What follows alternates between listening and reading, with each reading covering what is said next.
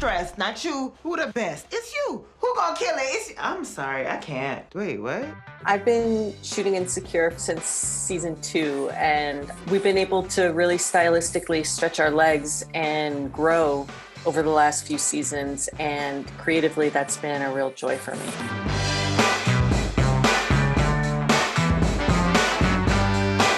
When I learned I was going to be directing, one of my first thoughts was I need a DP. So I immediately thought of Kira. I've always been a huge fan of Insecure.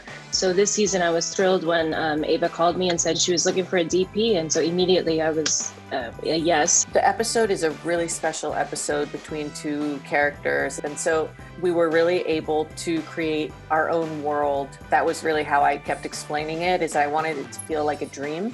It was a little daunting because there's this scene, we have a scene that's like a 6-page scene where they're like at a dinner scene, and we were trying to figure out the best way to cover this without it like devolving into shot reverse shot. Why didn't you tell me that? Just couldn't. We found this great restaurant in downtown LA called Dama, which had a really unique angles. Like there was a great exterior angle we could get. There were great angles within the restaurant that we could get. And so we knew that this was going to be shot over 2 nights. First night, we got all the coverage that happened from the exterior restaurant side looking in.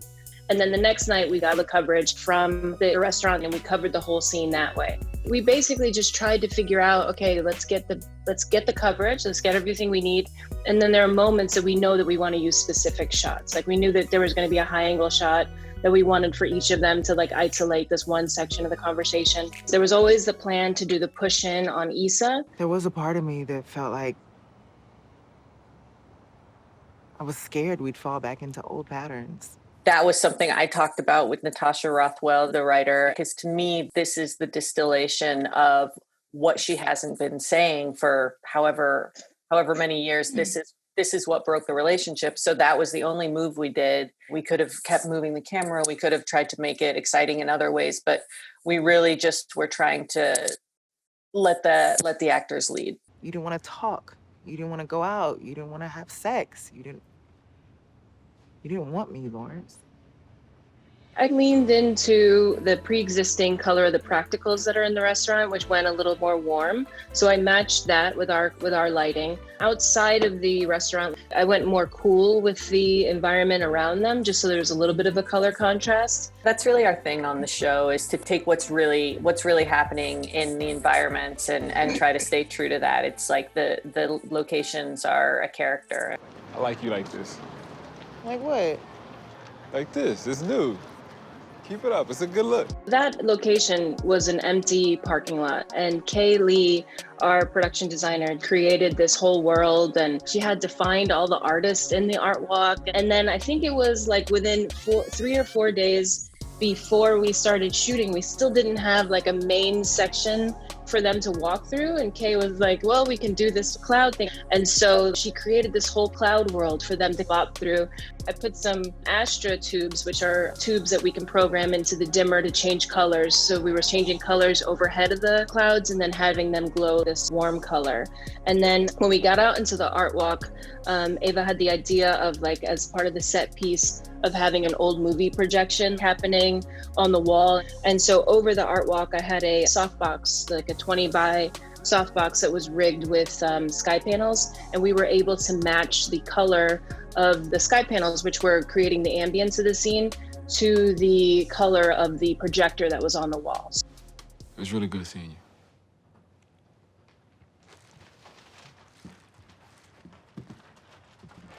In this one, the plan that Ava and I had was you have these frames that they then are moving within. She created this really beautiful blocking. When you think about it, it's a simple blocking, but it's really nuanced because of when the movement happens and when their shift happens. So I think because of the blocking that she created, like, we were able to really show this thing of them coming apart and together again. To me, it was really important in that scene to show Issa taking the step. This is where she takes control of her own happiness. She says, "You make me happy." And she's the one who takes the first step. So that wide shot was really important, that we show where they start. We had to pull a wall out of the set in order to do that. It was not easy, but I really wanted to show that. And then slowly we sort of like used still frames for them to walk into and come closer and closer until they come together. I directed episode 408, and I'm the DP for episode 410, Lowkey Lost.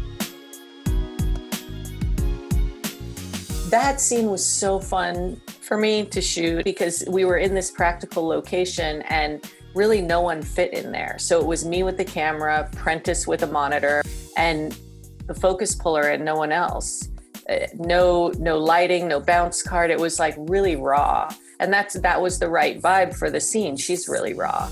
A lot of shows do the drone shots and it's just usually the cutaway. But I think with this show, the drone shots are done so well. They're connected to the story. Well, we have a guy who does it like specifically for us, and for that shot, we got as close to her as we could safely and pulled back. And yeah, I'm really proud of that as well, Kira. Like that being able to tie it into the same moment and really, really show where we are, what it feels like, what's the sun doing. She's looking out over La Brea. It's real.